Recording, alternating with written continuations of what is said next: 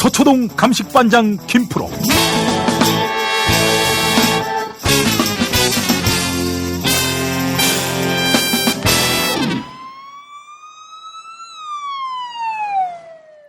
김프로 나와 계시죠? 네, 안녕하세요. 김프로입니다. 아이고, 2018년 오늘이 마지막 날입니다. 네, 제가 지난주에 새해 뵙겠다고 인사를 드렸는데 또 하루 일찍 소환하셔가지고 네. 제가 또 2018년을 오늘 마무리하게 됐습니다. 아, 그도 그럴 것이 김수민 씨가 아파요. 예. 너무 밟았어요, 제가. 좀 적당히 밟아야 그렇군요. 되는데. 예. 네. 감기가 좀 심해서 그래서 오늘 김프로를 먼저 소환했습니다. 예. 네네. 예. 그래요. 김프로 올 한해 정말 다사다난했다고 지난번에 이야기 나눴는데. 자, 그래서 오늘 이 시간은 2019년의 사법개혁. 이걸 한번 논해봤으면 좋겠다 생각이 들었어요. 너무 무거운 주제를 주셔가지고. 뭘 할까, 그럼? 뭐래? 그러면 당신하고. 무슨 스카이캐슬의 인기 비결 그런 걸 물어봐야 되나?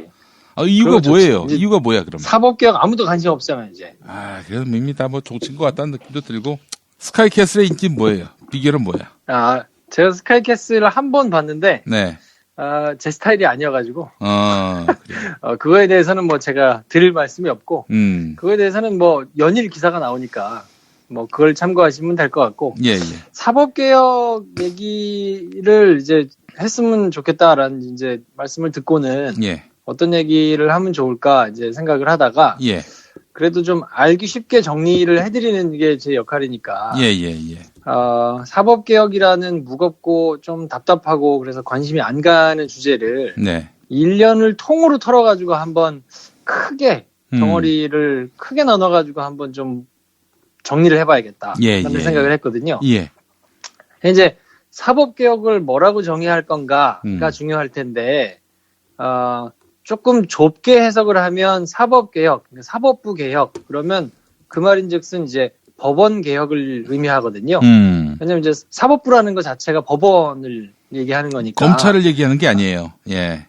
그렇죠. 그래서 이제 법원의 개혁을 말하는 것인데, 법원이 재판을 할 수 있으려면, 검찰이 기소를 해야만 재판이 되잖아요. 예. 그래서 사법부에 소속돼 있는 건 아니지만, 행정부에 소속이 돼 있기는 하지만, 법무부의 외청으로서 독립적으로 이렇게 활동을 하는 이 사법부의 기능, 이 사법 기능의 개혁까지 포괄해가지고 얘기한다면 이거는 검찰하고 법원을 모두 다 포함한 내용을 얘기하는 거기 때문에 오늘은 이 사법부 개혁, 그러니까 법원 개혁에 대한 이야기를 좁은 의미에서 조금 하고 좀 넓은 사법 기능의 개혁과 관련해가지고 법원 검찰 개혁을 같이 한번 얘기를 해보면 좋겠다. 2019년에 이 두 가지가 어떻게 돌아갈 것이냐를 한번 얘기를 해보면 좋겠다 싶은데요. 예. 일단 사법부, 법원 개혁은 어떻게 이룰 수 있는 건가? 핵심을 보자 그러면 이게 핵심이거든요. 외부로부터의 간섭을 막아야 한다. 이게 이제 사법부 개혁의 골자예요. 예. 그러니까 법관이 누구로부터도 영향을 받지 않고 오로지 법에 있는 대로 그 판례에 있는 대로 또 사회가 바뀌어가지고 판례가 뒤집혀야 된다 그러면 법관이 소신대로 법대로 원칙대로 판결을 할 수 있도록 구조를 만드는 것, 이것이 이제 사법개혁의 골자인 것인데 예. 요게 제대로 안 이루어질 때마다 법원 내부에서 뭔가 이렇게 임계치에 다다랐을 때 빵 하고 터져나온 게 이제 사법 파동이었단 말이에요. 헌정사상 사법 파동이 모두 이제 4차례 있었다고 정리하는 게 일반적인데 조금 자세하게 보면 그걸 좀 세부적으로 나누기도 하지만 크게 보면 이제 4차례 사법 파동이 있었다고 하거든요. 근데 1차부터 3차까지는 전부 이 외부로부터 간섭을 막아내야 된다는 판사들의 절박감 이것 때문에 이제 터져 나왔던 것인데 4차 파동은 약간 달라요. 이거는 법원 내부에서 이제 그동안은 군사정권을 지내면서 워낙 찍어 누렀던 것이 많았기 때문에 그것에 대한 반작용으로 조금 퍼져나왔다고 한다면 예. 4차 파동은 법원 내부에서 수직적이고 관료적인 구조적인 모순을 조금 이거는 아니지 않냐 하면서 터져 나왔던 게 이제 4차 사법 파동인데 예. 이번에 지금 한참 진행 중인 양승태 사법부의 이 사법농단 이게 시간이 지나면 아마 5차 사법 파동으로 기록이 될지는 모르겠는데 아마 이 양승태 선고까지는 아마도 매우 어려운 시간이 조금 지나지 않겠나. 이건 뭐 타임라인으로 보자 그러면 아마 1월 중에 양승태 전 대법원장이 이제 소환될 가능성이 있어 보이죠. 그러면 뭐 수사가 조금 진행되고 조금 여유 있게 본다 그러면 한 2월 중에 1월 말이나 뭐 2월 중에 이제 기소가 된다고 보면 통상적으로 재판이 열리기까지는 뭐 준비기일이나 이런 거 거쳐가지고 한두 달 정도, 한 달 정도가 걸리니까 그러면 한 3월 정도에 재판이 시작된다고 보고 뭐 특별한 이제 사정이 없다고 봤을 때 그러면 이제 법리적으로 굉장히 치열하게 붙을 테니까 뭐 한 6개월 정도를 1심이 진행되는 거 넉넉하게 본다 그러면 적어도 뭐 여름 왔을 때 한 7, 8월 정도 이 정도에 이제 1심 선고가 날 수 있거든요. 그러면 1심 끝나고 나서 뭐 바로 인정을 안 하겠죠. 또 뭐 양쪽이 다 항소를 아마 할 가능성이 높으니까 그렇게 된다 그러면 2019년 1년 내내 양승태 소환부터 시작해가지고 양승태 선고로 그냥 쭉 근데 보통 사이클로 보자 그러면 첫 소환될 때가 가장 시끄럽고요. 그 다음에 뭐 구속영장이 뭐 청구가 되느냐 그게 뭐 발부가 되느냐 기각이 되느냐 이걸로 한참 시끄럽다가 기소가 돼서 처음 재판에 출석할 때 좀 시끄럽고 그 이후에는 재판이 있었을 때 뭐 돌발 내용이 있었을 때 뭐 이럴 때 간간히 반짝반짝 주목을 받다가 이제 1심 선고 나는 때 또 한참 시끄러웠다가 또 잠잠해졌다가 뭐 이런 사이클로 진행이 되기 때문에 아마 연초에는 양승태 전 대법원장의 문제를 두고 굉장히 시끄럽게 주목을 조금 받다가 시간이 지나면서 뭐 연말로 갈수록 점점 그 이제 관심의 빈도가 좀 줄어드는 형태로 아마 언론 보도는 진행이 될 텐데요. 아마 대법원 확정 판결이 올해 내에 다 나기는 제가 보기에는 조금 어렵지 않나. 일반적으로 보자 그러면. 그러니까 2019년. 내년까지. 2019년. 네, 2019년은 어렵고, 아마 2020년까지 넘어가가지고, 확정이 되지 않겠나 싶은 생각이 조금 드는데요. 그렇기는 하지만, 이제 재판이 진행되고 선고가 날 때까지 굉장히 아마 제 생각에는 황당하고 답답한 모습들을 조금 많이 보게 될 것 같아요. 그러니까 만약 검찰이 직권남용 부분만 기소를 하게 된다. 이렇게 되면 경우에 따라서는 전부 무죄가 날 가능성도 제가 보기에는 있어 보이거든요. 전부 무죄의 가능성? 그렇죠. 그럴 수도 있을 것 같아요. 그러니까 이제 핵심은 검찰이 순수한 직권남용 외에 다른 혐의들을 지난번에 보면 이제 국고손실 같은 다른 혐의들을 얼마나 잘 찾아내가지고 그것들을 묶어가지고 기소를 하느냐에 따라서 얼마나 영리하게 기소를 하느냐에 따라서 그 결과가 조금 좌지우지 될 텐데 만약에 다른 게 없이 그냥 직권남용만 된다 그러면 이 직권남용 죄 자체가 법리적으로 굉장히 엄격하게 다루면 쉽지 않은 죄이기 때문에 이걸 가지고 법리적으로 한참 공방을 벌이면 일반적으로 상식적으로 사람들이 알고 있는 아니 재판에 개입하는 행위 자체가 매우 부적절하고 이게 있을 수가 있느냐 여태까지는 그런 일이 전혀 없다라고 얘기를 계속 해오다가 물증이나 여러 가지 증언들이 쏟아져 나오니까 스탠스를 어떻게 바꿨냐면 도의적으로는 문제가 있을 수 있지만 이게 형사적으로는 처벌을 받을 정도는 아니다 이렇게 지금 스탠스를 조금 바꿨거든요. 높으신 법관분들이. 그러니까 이게 국민들이 생각하고 있는 상식적인 수준의 법원을 바라보는 내용하고 실제로 법원이 판결을 해가지고 법리를 막 이렇게 쓰는 거하고는 굉장히 격차가 클 수 있어서 아마 제가 보기에는 모르긴 몰라도 그쪽에서 이제 주장하는 내용들 뭐 이런 것들이 굉장히 황당하고 답답하게 느껴질 가능성이 좀 크다. 뭐 이렇게 생각이 들고 하지만 이 형사처벌과는 별개로 이번 일로 법원에 대해서 치부가 굉장히 많이 좀 드러났기 때문에 제가 보기에는 상당한 효과는 있을 것이다라고 생각을 좀 하거든요. 그러니까 형사처벌을 양승태 전 대법원장을 비롯해서 그 밑에 있는 고위법관들이 받게 되는 것도 매우 중요한 의미를 가지지만 그것보다 저는 어떤 내용이 있었는지가 지금보다 훨씬 더 자세하게 여과 없이 드러나는 것이 중요하다.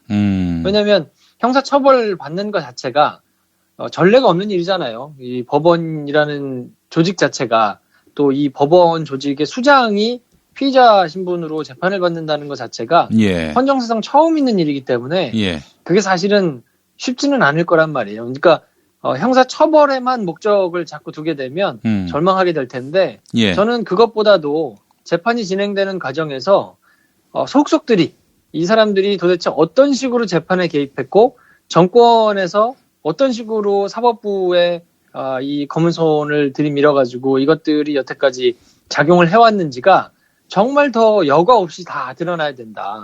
그러면 이런 것들이 이게 이런 일이 걸리면 사회적으로 굉장히 크게 지탄을 받을 수 있다라는 계기가 좀 돼야 될 것 같거든요. 그러니까 좀 옛날을 되돌아봐서 생각을 하면 불과 한 10여 년 전만 하더라도 변호사들이 판사실을 굉장히 자유롭게 드나들었던 때가 있거든요. 예, 예. 그때만 하더라도 판사 출신의 전관이라 그러죠.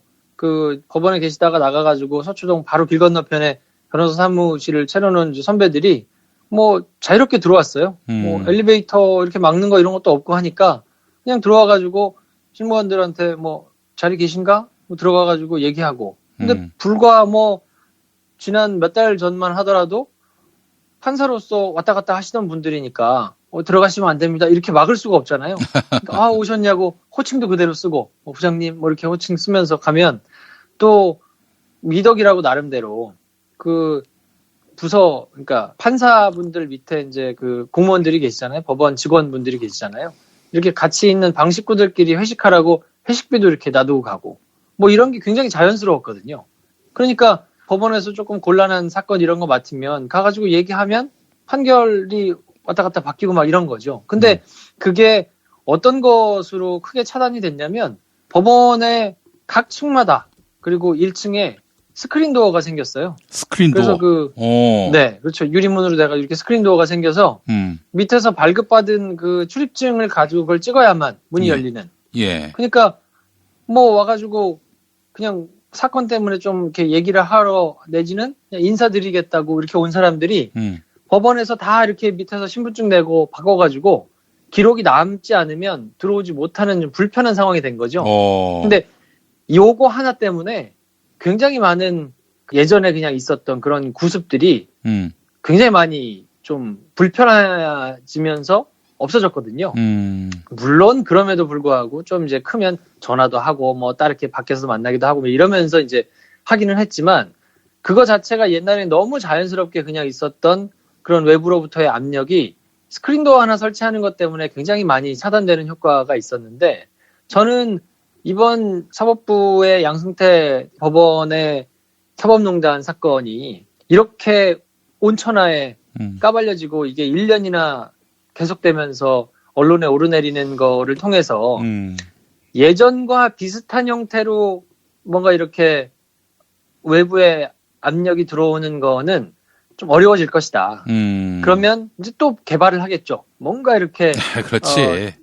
자기들만의 방법으로 이렇게 그게 아예 없어질 수는 없을 거예요. 하지만 지금처럼 그냥 거리낌 없이 막 하고 번호를 미리 생성해 놓고는 그거 가지고 뒤에서 이렇게 전산 조작해가지고 자기들이 원하는 재판부에 이렇게 사건 내려보내고 이런 것들도 아주 걸러질 수 있는 것들이 막 생길 거기 때문에 굉장히 불편해지는 효과가 있을 것이다. 그러면 법원의 개혁은 그 아주 핵심 인물들이 형사처벌을 제대로 받게 되는 것도 매우 중요하고 그렇게 되기 위해서는 검찰이 앞으로 해야 되는 역할이 굉장히 많이 남아있기는 하지만 그리고 검찰이 기소를 했다고 하더라도 그거를 받아가지고 재판을 하는 재판부가 법과 원칙에 따라가지고 굉장히 엄격하게 판단을 하는 이런 여러 가지 단계가 남아있기는 해서 굉장히 어렵기는 하겠지만 언론에 굉장히 시끄럽게 1년 동안 오르내리는 것 때문에 현실적으로는 법원의 개혁이 상당 부분 전과 비교해가지고 박근혜 정부 때와 비교해서는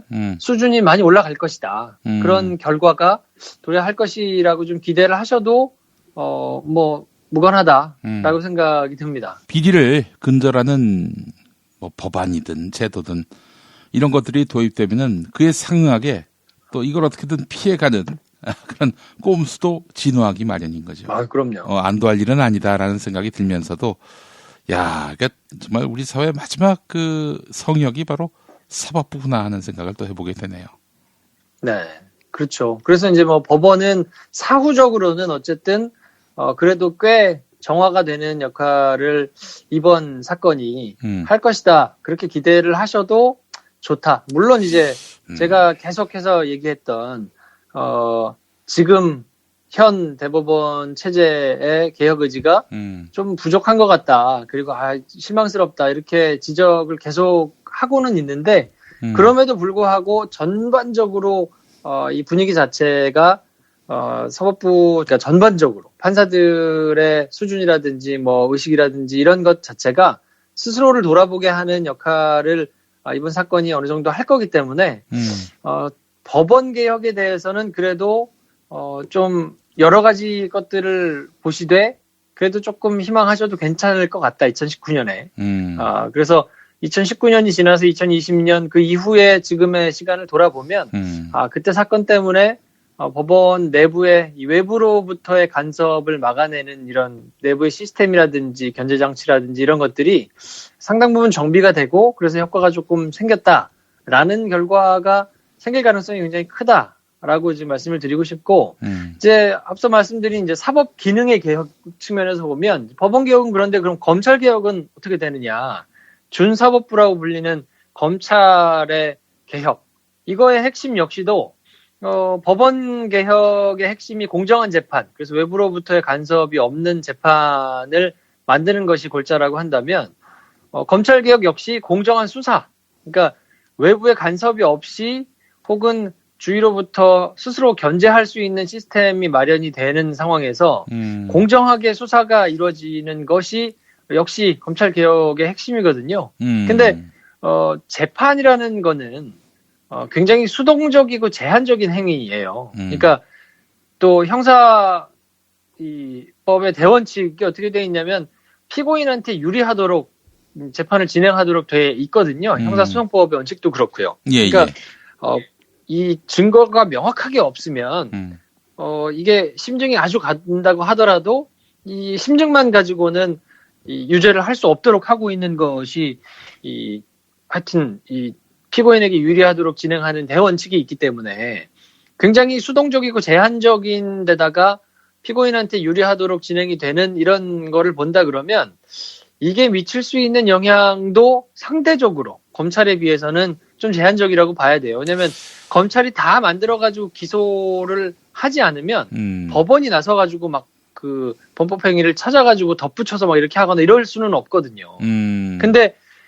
반면에 수사라는 행위는 재판에 비해서 매우 공격적이고 무제한적인 행위거든요. 그러니까 이유는 사실 얼마든지 별건으로 막 만들어낼 수 있거든요. 그러니까 이 법원 개혁이 그냥 언론에 이렇게 자세한 치부들이 알려지는 것만으로도 상당한 효과가 있을 것이다. 네. 이 스크린도어 만드는 것만으로도 외부의 간섭을 막아내는 상당한 효과가 있다라고 하는 것과는 별개로 검찰에는 스크린도어 하나 만들어 놓는 것만으로는 법원에서 있는 것만큼 효과가 있다고 보기는 조금 어렵단 말이에요.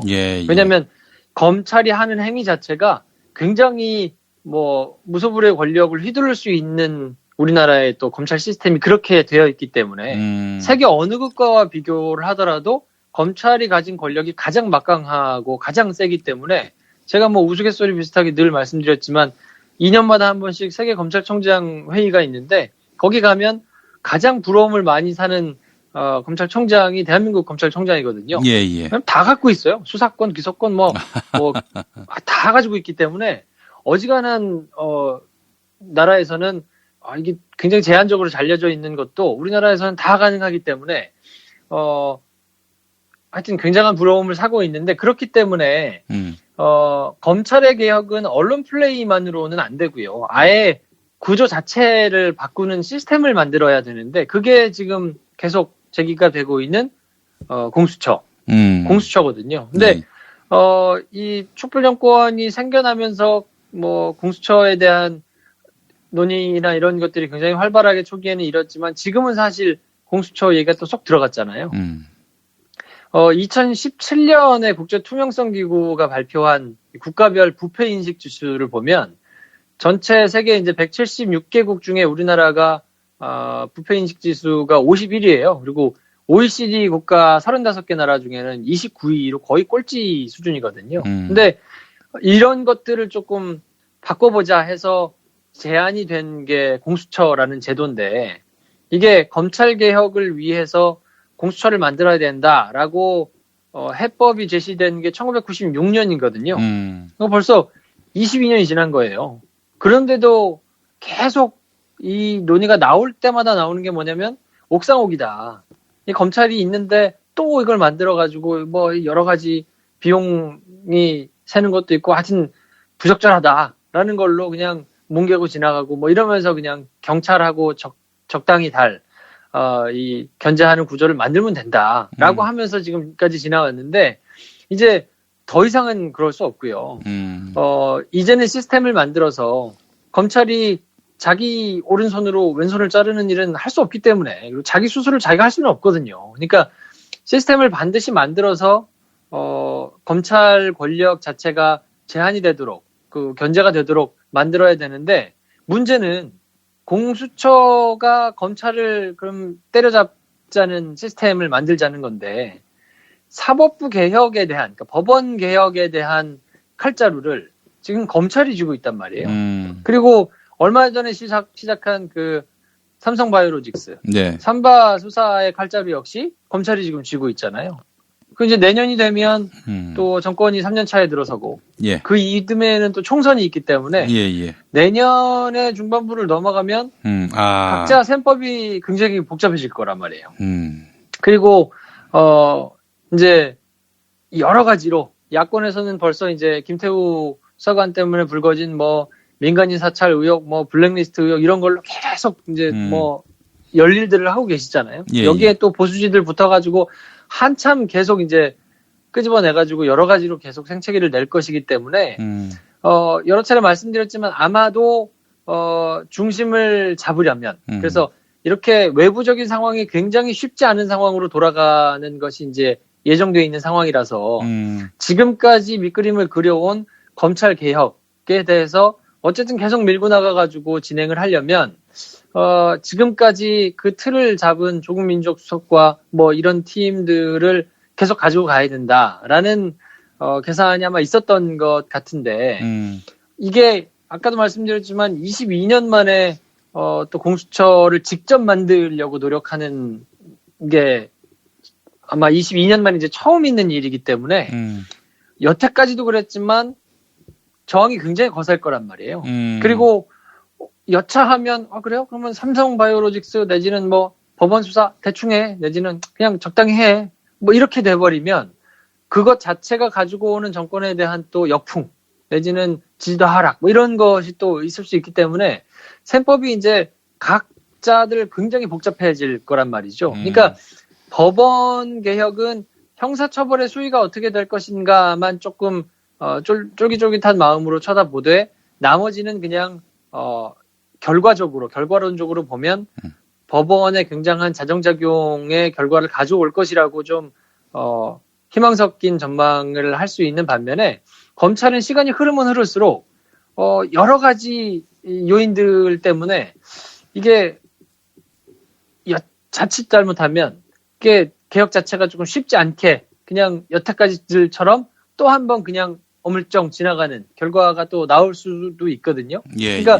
지금 조국 수석이 계속 잔펀치를 맞으면서 너덜너덜해지는 이런 상황. 그러니까 민간인 뭐 사찰을 했네, 블랙리스트 의혹이네, 뭐 종편에서 계속 떠들면서 또 보수지가 떠들고 야당이 막 하고 뭐 특검을 해야 된다는 등 뭐 이러면서 이제 나오는 이런 것들 때문에 시간이 지나면 지날수록 조국 수석을 필두로 해가지고 이 정권 자체가 좀 이 잔펀치를 계속 맞는 이런 상황이 아이고 참 그다지 썩 나쁘지 않다라고 생각하면서 흐뭇하게 바라보고 있는 인사들도 지금 꽤 있을 거거든요. 적폐 그런 세력이겠죠. 인사들이 적폐 세력. 그렇죠. 예. 검찰 내부에서도 있을 수 있을 거예요. 왜냐하면 그렇게 돼가지고 검찰 개혁을 할 동력이 떨어져가지고 하지 못하게 되면 검찰은 삼바 수사하고 뭐 사법부 개혁 수사 열심히 해가지고 국민적으로는 또 환영을 받을 수 있거든요.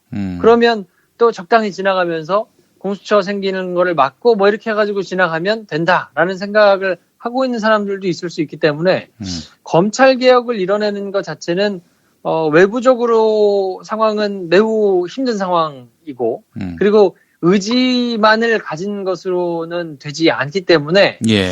얼마나 속전속결로 발을 묶어가지고 이런 것들을 다 미리 계산해가지고 딱 이렇게 구조를 만드는 묘수를 사용할 수 있을 것인가 이 정권의 실력이 얼마나 될 것인가를 판단하는 지표로 아마 보실 수도 있을 것 같아요. 그러니까 네. 그것들을 정말 생각하지 못한 수로 짝짝짝 해가지고 아마 낸다고 하면 뭐 문재인 대통령을 비롯해서 검찰 개혁에 대한 의지가 확고하다는 거는 뭐 모두가 다 아는 사실이잖아요. 근데 그것을 정말 구조로 만들어낼 수 있는 실력이 얼마나 될 것인가. 아마 지금 청와대에 있는 또 청와대에 있는 사람들만의 의지로도 되지 않을 것이기 때문에 여러 또 뭐 언론을 비롯해가지고 이런 뜻 있는 사람들이 그렇게 하려고 하는 염원이 정말로 이루어질 것인가. 2018년에는 하여튼 그거를 조금 관전 포인트로 놓고 조금 보실 필요가 있다. 그리고 그 부분에 있어서는 하여튼 최대한 관심을 끊지 않고 계속 지지를 하면서 좀 응원을 할 필요가 있다. 이렇게 말씀을 좀 드리고 싶습니다. 여론에 의해서 이제 좌지우지 되니까 아무래도 그렇기 때문에 우리가 끊임없이 관심을 가져야 된다라는 말씀 같습니다만은 참 너무나 씁쓸합니다. 사실 이 검찰 개혁이나 사법 개혁은 정권 초기에 그냥 쇳불을 단김에 뺀다고 그렇게 나갔어야 될 문제인데 이거 왜 이렇게 차일피일 미루다가 여기까지 왔는지 이제 내년엔 3년 차란 말이죠. 3년 차가 되면은 네. 이 사실은 이제 권력이 점점 힘을 잃어갈 수밖에 없는 그런 시점인데 뭐 할 수 없어요. 동력을 만드는 수밖에 없죠. 그래서 전 본보기로 누군가를 화끈하게 본보기를 보여서 그래서 다시 개혁의 동력을 일으켜야 하지 않겠는가 싶은데 그렇다면 양승태 구속이 아닐까 싶은데 양승태 구속 어려울까요? 그러니까 양승태 구속 하려고 지금 열심히 하고 있겠죠. 지금 검찰로 보더라도 이 검찰 개혁에 대한 목소리가 조금 잠잠해지거나 들어가게 만들려면 이 사법부 개혁과 삼바 수사를 세게 해가지고 그걸로 뭔가 여론의 지지를 받아내는 게 가장 현실적으로 좋은 수거든요. 그러니까 예. 그거 상관없이도 어쨌든 칼을 뺐으니까 양승태 구속을 위해서 열심히 뛰기는 할 텐데 그래서 제가 누차 말씀드리지만 사법부가 공고하게 서 있어야 검찰 개혁도 쉬워진단 말이에요. 왜냐하면 코너에 몰린 놈이 한 놈이어야 뭔가 짬짬이를 하지 않고 그 사람에 대해서만 딱 망치를 때리면서 이렇게 개혁을 할 수 있을 텐데 예. 지금은 둘 다 몰려 있단 말이에요. 이 법원도 몰려 있죠. 법원을 때려잡아야 하는 검찰도 몰려 있으니까 여치 잘못 몰게 되면 두 사람이 그 두 곳에서 짬짬이 해가지고 적당히 해버리면 완전히 다 망가지는 결과가 나올 수도 있어서 이게 조금 긴 호흡으로 보자 그러면요. 그렇다고 아예 또 실망하실 필요는 없는 게 결과적으로 시간이 지나면 형사처벌이 양승태가 뭐 구속이 되지 않거나 뭐 아주 심한 결과로는 무죄가 나오더라도 시간이 지나면 사법부 개혁 자체는 어느 정도 기틀이 이루어질 거란 말이에요. 그리고 수준은 굉장히 좀 올라갈 것이라고 봅니다. 지금보다 훨씬 더.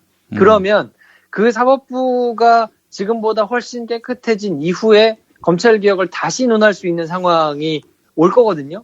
그렇게 되면 검찰은 어쨌든 22년 만에 그게 되지 않고 뭐 1, 2년 더 늘어지는 결과가 올 수는 있겠지만 어쨌든 그 결과는 뭐 단김에 오지는 않더라도 반드시 오기는 올 거다. 근데 뭐 가급적이면 개혁이 그냥 이루어질 때 한 번에 다 이루어지면 좋으니까 그리고 그거에 대한 의지가 어느 때보다 더 강하니까 그냥 촛불도 단김에 빼렸다고 올해 내 그러니까 내년 2019년 내에 그것이 모두 다 같이 이루어졌으면 제일 좋겠다 하는 게 제 바람이기는 합니다.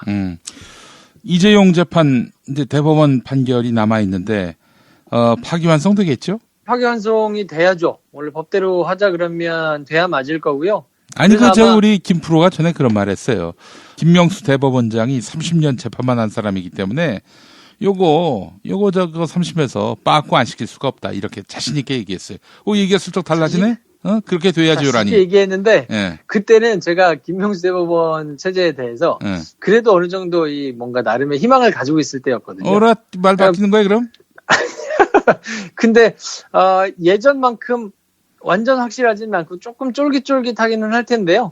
그래도 예전만큼 뭔가 이렇게 삼성이 뒤로 이렇게 작업을 할 수 있는 거는 좀 어려워지기는 했기 때문에, 그리고 또 삼바수사라는 것도 좀 걸려 있는 상황이어서 제가 보기에는 파기환송이 될 가능성이 훨씬 더 크다고 봐요. 근데 크다고 보지만 그 확률이 예전만큼 자신 있게 원사이드한 건 아니고, 삼성에서 뭔가 뒤로 이렇게 조금 해볼 수 있을 만한 게 그래도 꽤 되기는 하겠다라는 불안함이 조금 있기는 합니다. 솔직히. 아이, 설마 그런데 정용식이가 내린 판결을 인용하겠나? 아이, 그건 상식선에서도 그런 예측은 불가능할 것 같아요. 예. 그럼요. 그리고 이제 더 중요한 것이 언론들인데, 유독 삼성과 관련해서는 언론들이 좀 그렇게 시끄럽지 않거든요. 사실은 4조 1천억이나 분식이 됐다고 하면 만약에 이게 삼성이 아니라 무슨 한화 내지는 태광 이런 데였으면 지금처럼 기사를 썼겠습니까? 근데 삼성이다 보니까 기사가 너무 안 나와요. 기사도 너무 안 나오고 그냥 너무 점잖게만 하고 있는 거를 보면 언론한테 뭔가 스스로 이렇게 하기를 기대하기는 매우 쉽지는 않기는 할 텐데, 그래도 많은 분들이 관심을 가지고 대법원에서 여차해가지고 이거 잘못하면 가만히 있지 않겠다라는 분위기가 조금 감지가 돼야 대법원에서도 어쨌든 대법관들이 신경을 좀 쓸 거거든요. 근데 어찌됐든 그런 결과가 나오려면 관심을 끊지 않고 계속 관심을 좀 가져야 할 것이고, 삼바수사가 만약에 없었다 그러면 삼성이 더 자신있게 또 전행을 나름대로 휘두를 텐데, 지금 삼바수사가 걸려있는 상황이기 때문에 이것도 무시 못할 거거든요. 그리고 특수부에서 또 달라붙어가지고 그룹 수뇌부로 이 수사에 또 칼날이 올라갈 가능성도 충분히 있기 때문에 수사가 장기화됨에 따라서 이게 역풍으로 돌아오지 않겠나. 그리고 또 경제가 어려워지는 것 때문에, 그래서 제가 보기에는 이 경제가 어렵고 뭔가 이렇게 이 정부가 경제 정책을 잘못 펼치고 이런 걸로 밑밥을 계속 까는 것이 이런 상황에 1등 기업까지 수사해가지고 그렇게 하는 것이 맞느냐라는 분위기를 만들기 위한 초석 아닌가, 이렇게 하여튼 좀 음모론 아닌 음모론을 제기할 수도 있지 않을까 싶은 생각이 들 정도로 역풍 가능성을 놓고 저울질을 어쨌든 하기는 할 텐데, 그럼에도 불구하고 삼성 입장에서는 이 삼바 수사가 굉장히 조금 아프기는 할 거예요. 그래서 하여튼 조금 봐야 될 텐데, 하여튼 확률로만 보자 그러면 파기환송이 될 가능성이 저는 매우 높다. 아직까지는 그렇게 믿고 있습니다. 만약에 정영식 판결이 그대로 인용된다면 이 나라 희망 없는 거지. 여기는 이 나라는 이제 더 이상 민주공화국이 아니라 삼성왕국이라고 봐야겠죠.